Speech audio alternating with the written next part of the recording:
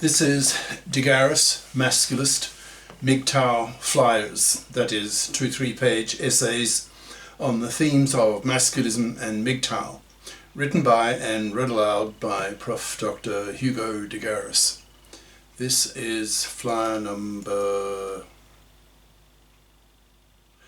736, entitled Masculism's Two Most Hated Enemies. Description. This flyer spells out which are the two most hated enemies of the masculists, that is, fluffies and monoconscious feminists.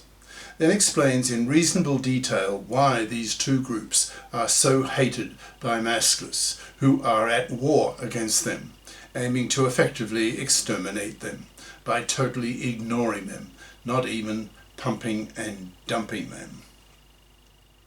The fire itself.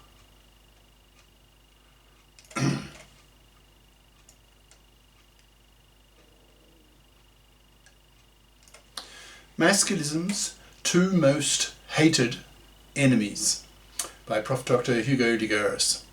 Email profhugodegaris@yahoo.com. Website profhugodegaris.wordpress.com. This flyer lists the two most hated enemies of the masculists and then explains why these two main enemies are so hated. The two worst enemies of the masculists are, of course, fluffies and monoconscious feminists.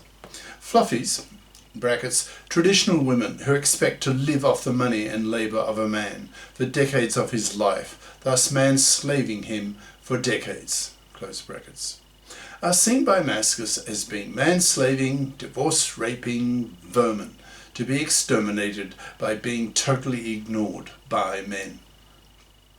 The other main enemy of the masculists are the monoconscious feminists, who masculists see as hypocritical, bigoted genociders to be exterminated by being totally ignored by men.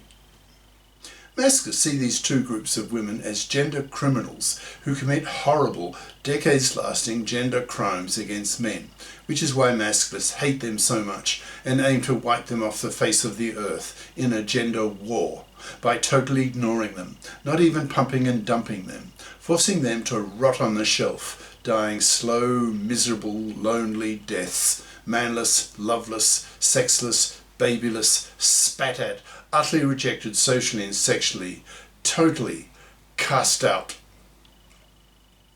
Why do masculists feel such a level of hatred against these two groups of women, that they have gone to war against them and aim to exterminate them, or rather to exterminate these women's beliefs?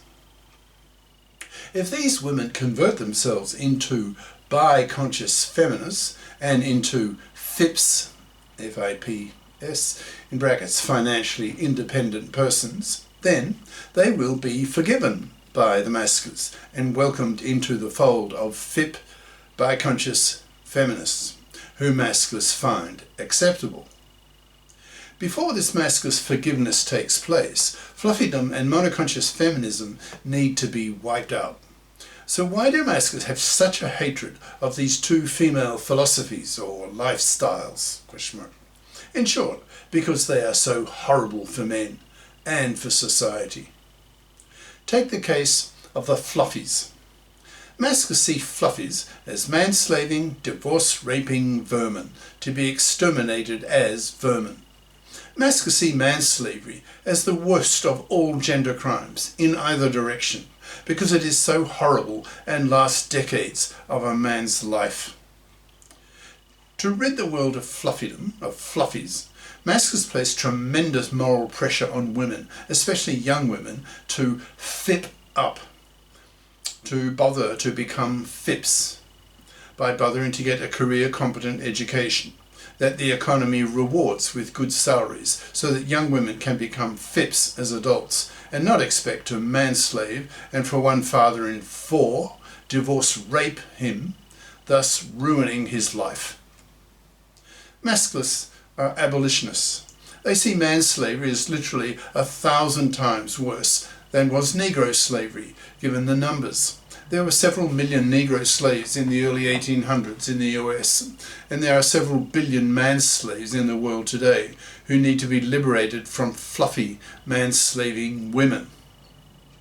Take the case of a young fluffy who does not bother to study career-competent majors at high school and college. Instead, she chooses to study fluffy crap majors, making her, in the eyes of the masculists, a fluffy crapper who expects to live off the money and labour of a man for decades.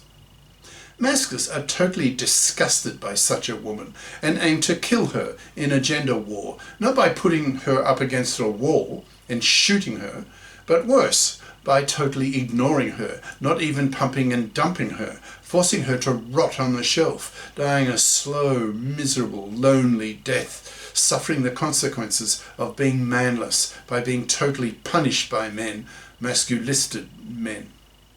Probably about 5 to 10 years from now, there will be several million suicides by young fluffies in the advanced countries as young men spit at them, totally rejecting them, seeing them as vile, man-slaving parasites to be exterminated. In the distant past, any woman who got excluded from her tribe, her social group, usually faced death, since she could not survive on her own. She didn't have the strength of a man. She couldn't run for days chasing down game. Her brain did not evolve to understand and manipulate the world. It evolved to manipulate a man, to extract more resources from him for herself and her babies. Women have a real fear of social rejection, especially by other women. In evolutionary psychological terms, if a woman lost her resource provider, a man, to whom she gave her cunt in exchange for his male-hunted meat, then there was always the backup plan, Plan B, of other women, who could take pity on her if she lost her male resource provider by illness, injury, death, etc. These other women could share some of their own resources with her, keeping her and her babies alive. But this could only occur if the woman concerned was liked enough by the female group to be given resources. If the woman was universally rejected by the female group with no man and no generosity from the female group, then she mostly starved or was killed by wild animals when she was thrown out of the tribe.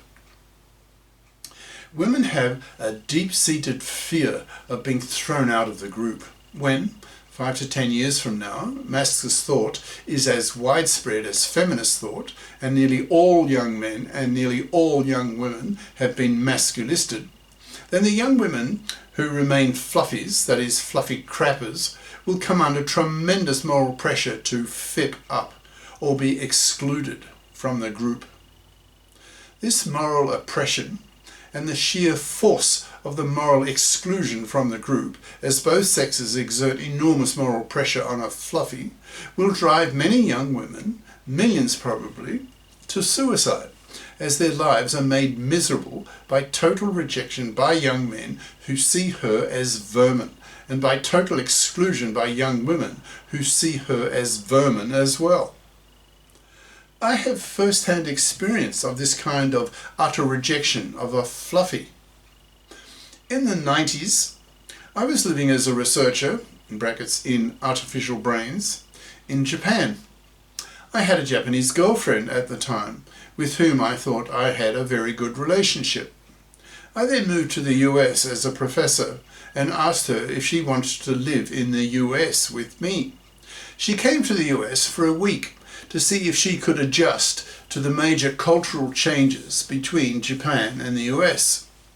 On the last full day, she told me that she could, provided that I pay for her the way Jap men paid for a Jap woman. In brackets, BTW, by the way. I label Japs Japs to punish them, since the Japs feel no national collective remorse for the 20-odd million Asians they killed in World War II, close brackets.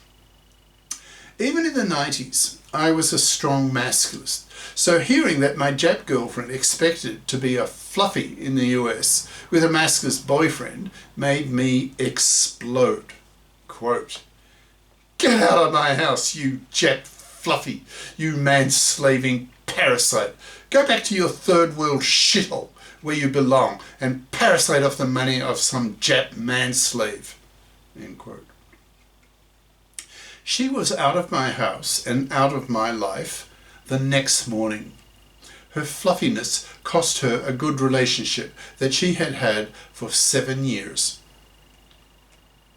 What happened with my Jap girlfriend will happen with millions of couples as ideologically bitter confrontations occur within couples, as biconscious masculist boyfriends spit in the face of their monoconscious fluffy girlfriends, and millions of the latter are rejected and forced to rot on the shelf. Hated by masculistic men who see such women as vermin, as parasites, as moral inferiors to be exterminated. In short, masculists have a real hatred of fluffies. Masculists argue that it was men who gave women science-based medicine, so that women now have a life expectancy of 85 years. So even those women who stay at home for some years, raising very small children, still have a career window of half a century, so have a powerful moral duty to get off their fat parasitic asses and flip up, so that they don't manslave and divorce rape a man, thus ruining his life. Masculists have a very powerful ideological hatred of fluffies, whom masculists are at war against and aim to see exterminated by forcing all women to convert to fipdom, so that manslavery dies out, so that it becomes a relic of the past. Masculists see fluffydom as manslavery and divorce rape. A fluffy, by definition, lives off the money and labour of a man, thus parasiting off him for decades. When the divorce comes, how can she eat?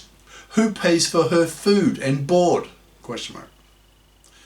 With the divorce courts taken over by the feminists in the 70s, the answer was obvious. Men will pay. Ex-husbands will pay alimony to their fluffy wives. The ex-husband will lose his house to his ex-wife so she can raise her kids in it. He will lose half his wealth and stuff to her. He will make payments to his children, whom he will barely be allowed to see, maybe 2 weekends a month. The feminist-controlled divorce courts put no moral pressure on divorcing fluffy mothers to fip up, so that these women remain parasites of the money and labour of a man after the divorce, the way she had been before the divorce. Masculists are out to destroy fluffydom and the fluffy feminist-dominated divorce courts by the fipping of women, by the creation of a fip society, in which all young girls are socialised and educated to be fips by masculistic men exerting enormous moral pressure on young women to fip up or to rot on the shelf. A fluffy can only be a fluffy if she can get her financial claws into some gullible, ignorant, man-slavable man. But thanks to the manosphere, in brackets, that's men on the internet talking about men's issues, close brackets, teaching young men how toxic divorce is for men, that the supply of such gullible, man-slavable men is really drying up. So now 2/3 of young men refuse to marry, reject paternity, and refuse to give young women their sperm, thus forcing young women to rot on the shelf. But if all women are fips, who raises the children? Question mark. Masculists propose the MCT, that's Mother Career Timeline, that allows women to be both mothers and fips. This is the end of part 1.